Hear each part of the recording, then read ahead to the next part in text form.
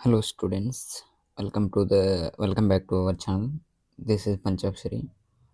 In previous video, I'm explaining about the muscles of respiration, regulation of respiration, and bronchial tree, and foreign body aspiration and anatomy of airways.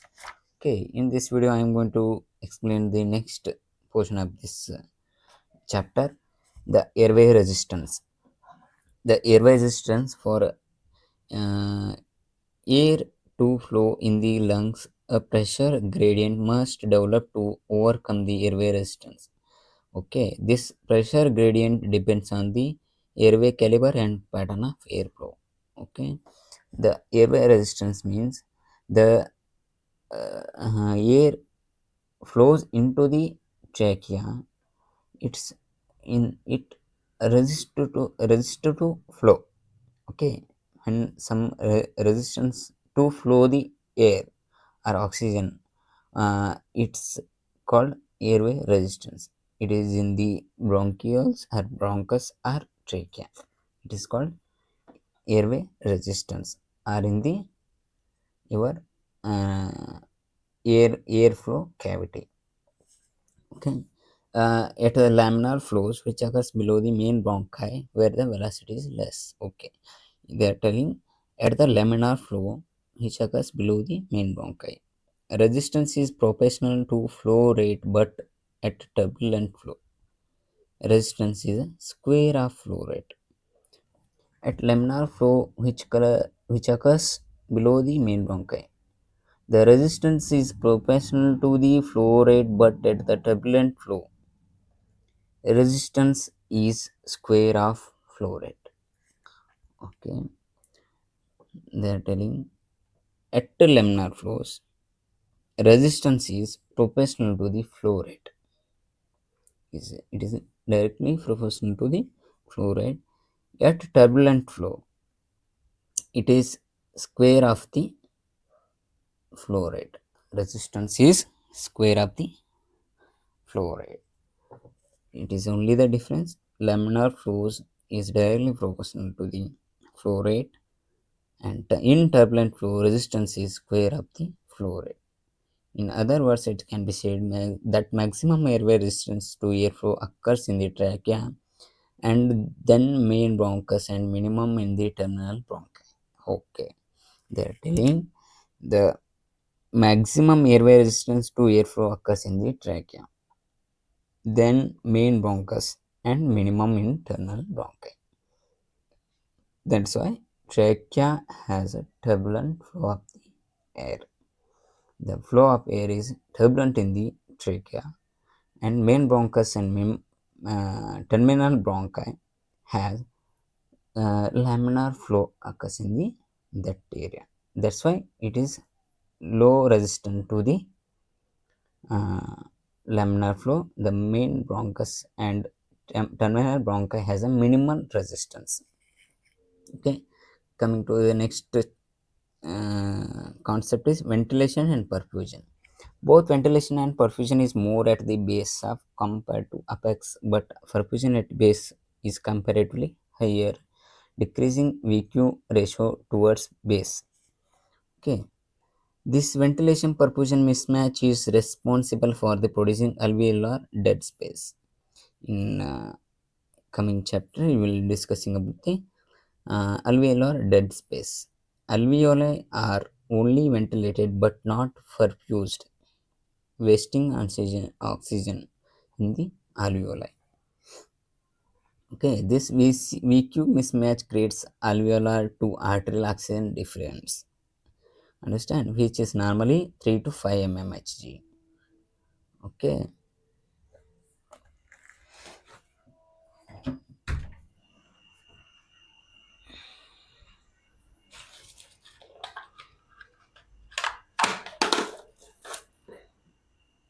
Now,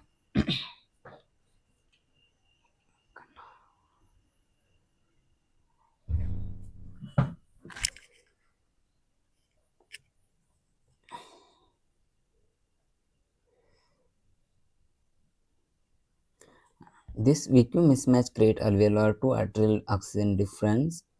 which is normally 3 to 5 mmHg. Here you have to mark this one is a very important thing. The VQ mismatch is normally 3 to 5 mmHg. This is a difference is increase in the lung pathology affecting alveoli such as pulmonary edema, acute respiratory distress syndrome, and interstitial lung disease. Okay. Next one is dead space. Have here heard about the alveolar dead space? We are going to discuss about this. Dead space, total dead space also called as physiological dead space. Physiological dead space means equal to anatomical dead space and alveolar dead space. Anatomical dead space plus alveolar dead space is equal to total dead space. Okay. Here I explain about the anatomical dead space. It is constituted by air which is not participating in the diffusion. The dead space are anatomically or alveolary. The dead space means the which of the oxygen is not involving the normal breathing respiration, like which the air or oxygen it is not involved in the respiration or breathing, it is called dead space. Okay. Anatomical dead space, it is constituted by air which is not participating in the diffusion.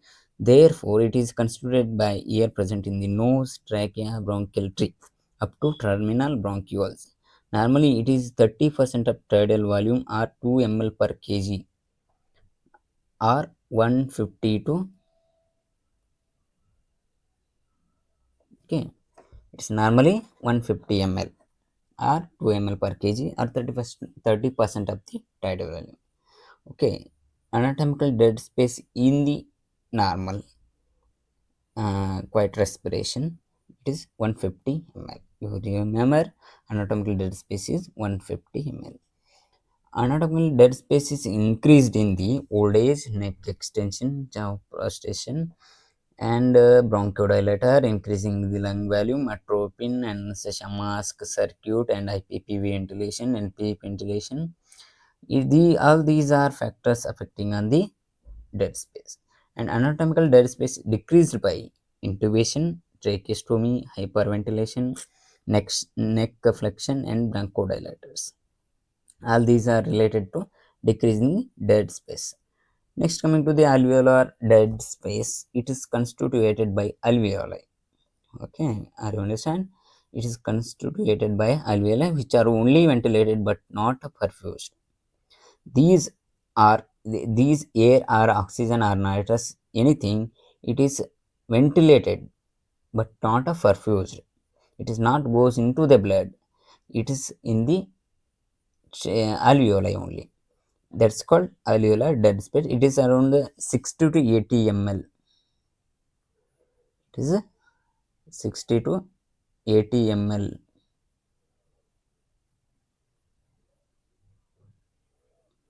It is 60 to 80 ml in the standing position, 0 in the lying position. Standing position it is 60 to 80 ml and 0 in the lying position. Okay. It is increased by lung pathology affecting diffusion at alveolar capillary membranes such as interstitial lung disease, pulmonary embolism, pulmonary edema, ARDS, and general anesthesia, IPPV, PEEP, hypotension. All these are affecting on the alveolar dead space increasing. Next, anesthesia and dead space. What are the anesthesia with the dead space? Okay, all anesthesia circuit, mask, humidifiers increasing the anatomical dead space. It's also very important thing. Endotracheal tube, tracheostomy decreasing the anatomical dead space. Okay, understand? ET tube and tracheostomy decreasing the anatomical dead space by bypassing the upper airway. All inhalation agents increasing the both anatomical and alveolar dead space. Anatomical dead space is increased because of all these agents are bronchodilator. Alveolar dead space is increased because of hypotension. Position during anesthesia is especially lateral position cause more ventilation in upper lung, the more blood flow in the lower lung. There are increasing the VQ mismatch, hence alveolar dead space. Other positions such as tender lumbar and lithotomy also cause VQ mismatch, ventilation and perfusion mismatch. Anesthesia ventilation techniques such as IPPV, PPB increases the both anatomical and alveolar dead space. Anatomical dead space is increased by increasing the lung volume and alveolar dead space. This is increased because of hypotension produced by IPPV and PEEP. Okay, the main concept here you have to remember both IPPV and PEEP are increasing the dead space, both anatomical and alveolar. Oxygen and carbon dioxide in the blood. Okay, oxygen, normal oxygen uptake is 250 ml per minute. Oxygen is mainly carried in the blood attached to the hemoglobin. You know about the already hemoglobin carry the oxygen. 1 gram of hemoglobin carries 1.3 milliliter of oxygen. Okay, here you have to understand something. Very less amount, 0.003 ml per deciliter mmHg is carried as a dissolved fraction. Oxygen content arterial blood is 20 ml per deciliter. That of venous blood is 15 ml of deciliter. Don't worry about these values. Only know about the 1 gram of Hb carries 1.34 ml of oxygen. Okay, next is oxygen dissociation curve. Normally, Hb is a 90% saturated at normal partial pressure. PO2 of oxygen, which is 95 to 98 mmHg. At 60 mmHg, saturation is still 90%, and after this point, there is sudden drop in the oxygen saturation, leading to significant desaturation of Hb. Cyanosis appears when PO2 fall below 50 to 60 mmHg. They are telling cyanosis are appears when Hb is when PO2 fall below the 50 and 60 mmHg. P50 is a partial pressure at which oxygen saturation is 50%. The partial pressure of oxygen is for 50% saturation is 6 mmHg. P partial pressure of oxygen is not affected by anesthetics. Okay. The Bohr effect, alkalosis shift to O2 dissociation curve to left to acidosis right to. Okay, and oxygen flux, it is amount of oxygen leaving left ventricle per minute. The amount of oxygen leaving left ventricle per minute, it is 1000 ml per minute. Understand? Shift of oxygen dissociation curve seen with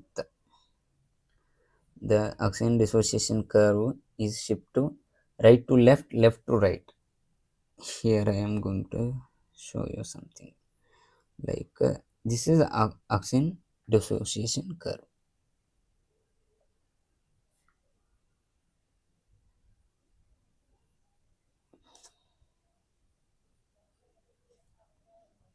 This is oxygen dissociation curve. Okay,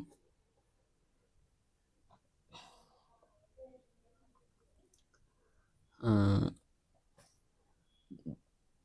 the oxygen dissociation curve seen with the left to left is alkalosis, low PCO2, decrease 2-3 dpg, carbon monoxide poisoning, abnormal hemoglobin, and hypophosphatemia, hypothermia. Okay, and to right, acidosis, high PCO2, and increase 2-3 dpg, hypothermia, inhalation, anesthetics. Carbon dioxide transported in the blood as bicarbonate, dissolved 5% total as carboamino compounds. CO2 dissociation curve in relation between PCO2 CO2 content. Deoxygenated blood has more carbon dioxide content at the given PCO2. This is called Halden effect.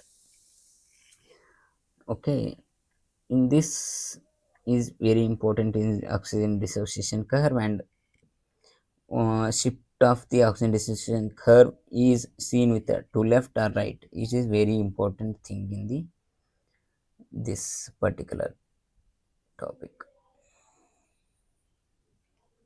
Okay, next is abnormal of chest movement is a uh, you know, hiccups and causes hypoxic pulmonary vasoconstriction.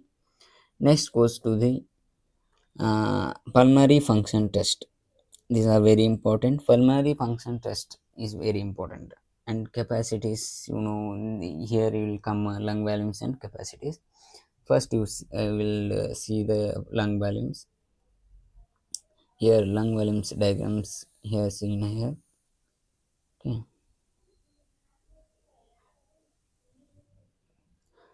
Tidal volume.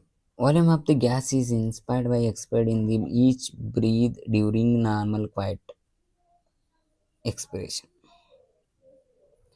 It is 400 to 500 ml, 10 ml per kg. It is a tidal volume in normal adult. Okay, inspiratory reserve volume IRV. IRV, it is a maximum volume of gas which person can inhale from end expiratory position.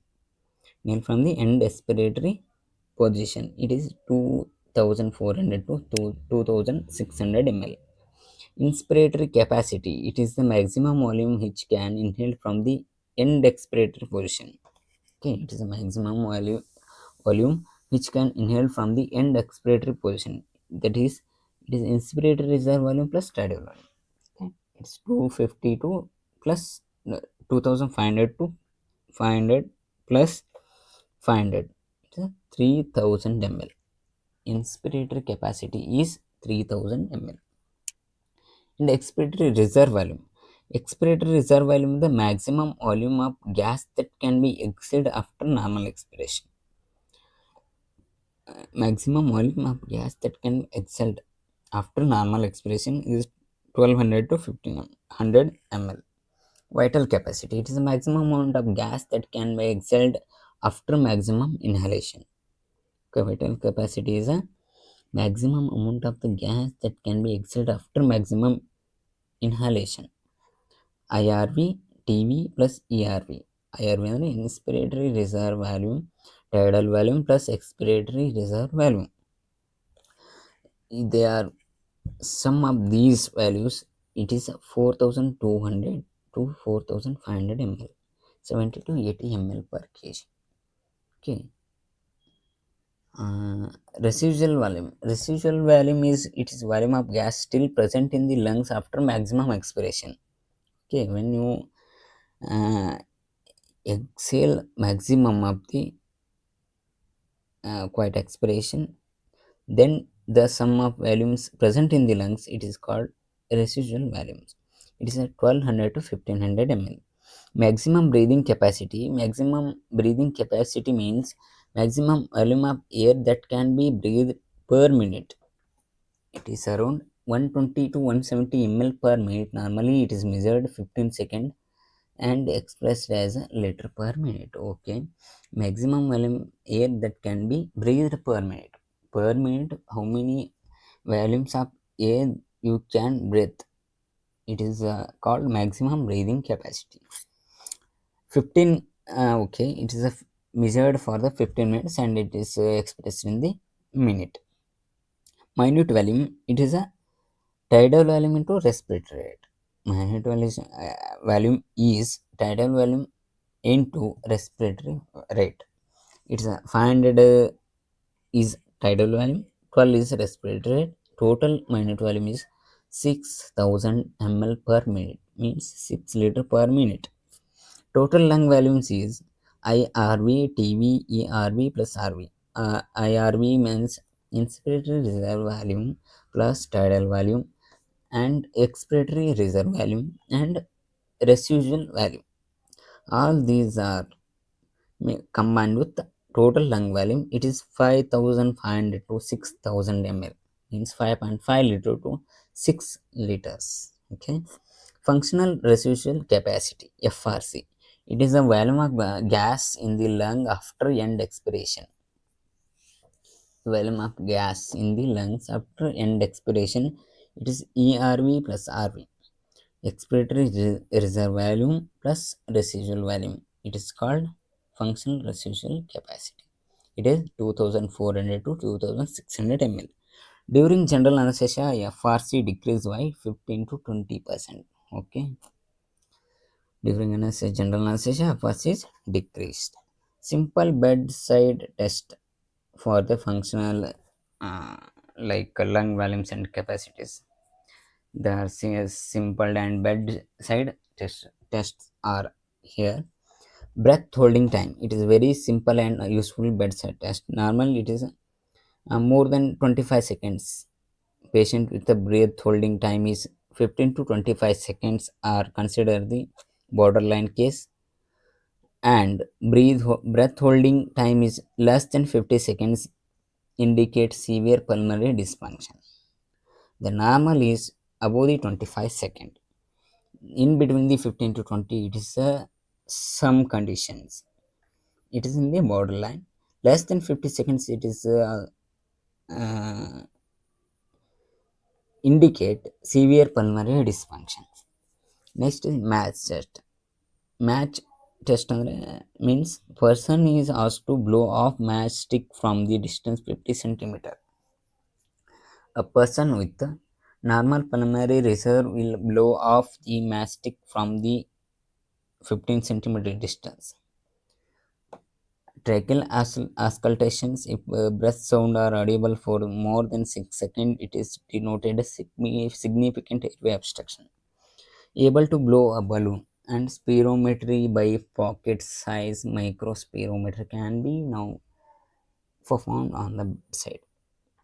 Okay, next is spirometry. It is a instrument used to measure following lungs volume: tidal volume, inspiratory reserve volume, inspiratory capacity, expiratory reserve volume, and vital capacity. It can be measured residual volume. Therefore, any lung volume which require measurement of residual volume, that is functional residual capacity, total lung volume, cannot be measured by spirometry. Okay, all these are related to spirometry. And next is lung compliances. It is volume change per minute unit pressure. Volume change per unit pressures. Lung compliances 0.2 liter cm of O2. Chest wall compliances is 0.2 liter per cm of O2. Total compliances is 0.1 liter cm of O2. Lung and chest wall compliances act in the opposite direction. Okay. Blood gas and pleural pressure. Normal interpleural pressure is 3 to 5. Okay. During inspiration, it become more negative up to 7 mm cm of water. During expiration is plus 2 cm of water. Fitness for a surgery and pulmonary function. Patient with the FVC uh, is less than 20 ml per kg, and FEV1 less than 50 ml per kg. Required appropriate preoperative preparation before surgery such as chest physiotherapy, antibiotics, bronchodilator, etc. Patient with the FEV1 is less than 10 ml per kg, history of dyspnea and rest, and minimal activity should be subject to only life-saving operations. There are most important criteria to indicate severe respiratory compromise. Dyspnea. Physics related to anesthesia. Next, coming to the physics related to anesthesia. Boyle's law. The main three laws come under the anesthesia. Boyle's law. At a constant temperature, volume of gas is inversely proportional to the pressure. It is very important. Boyle's law states that at the constant temperature, volume of gas is inversely proportional to the pressure. Okay, next Charles law is told um, the constant pressure volume of gas is directly proportional to the temperature. Here's some confusion. At constant temperature, volume of gas is inversely proportional to the pressure. Understand? Here, Charles' law, at the constant pressure, volume of gas is directly proportional to the temperature.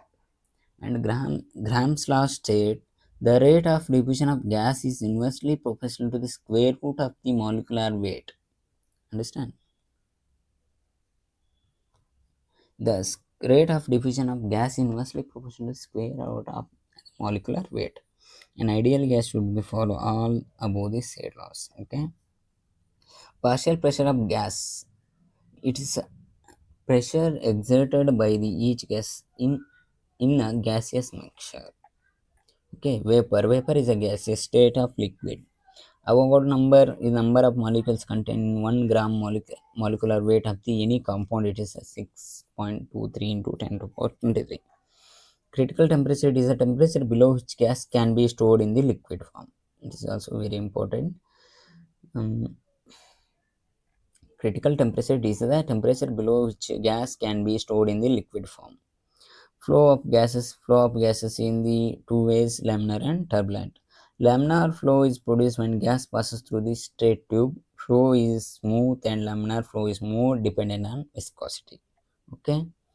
Next is at a laminar flow, Hazen first law is applicable, which state flow rate is directly proportional to the pressure gradient and force power of radius and inversely proportional to the viscosity and length. Turbulent flow is produced if flow rate is very high or if gas passes through dense, okay, constrictions. Flow is rough and Reynolds number must be exceed to 2000 for turbulence. Turbulent flow is more dependent on density. Okay, here laminar flow is dependent on viscosity. Okay, turbulent flow is more dependent on density.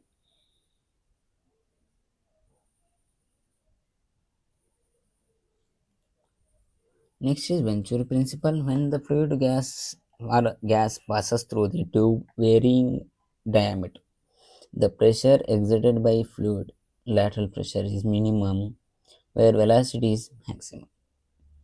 Okay, it's a Bernoulli's law. This principle is very much utilized in the anesthesia, particularly with the Venturi mask. By increasing the flow rate through the narrow constriction to sub-atmospheric pressure can be created an vicinity enthralling air mix with the fixed proportion through pores in the mask. The oxygen jet ventilation suction apparatus also works on the principle. The Venturi principle is mainly when fluid gas passes through the tube varying diameter, the pressure exerted by the fluid is minimum, where the velocity is the maximum.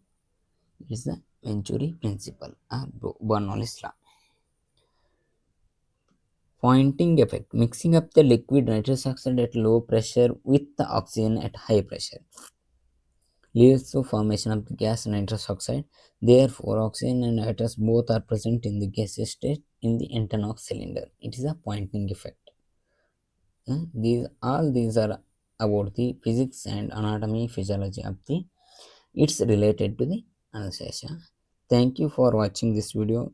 In next video, I am going to discuss about the upcoming chapter of the anesthesia and anesthesia related topics. Okay, thank you so much. Thank you. Uh, Share and subscribe my channel. It is helpful to those who are studying in the anesthesia and OT technician as well as some examinations. Okay, thank you.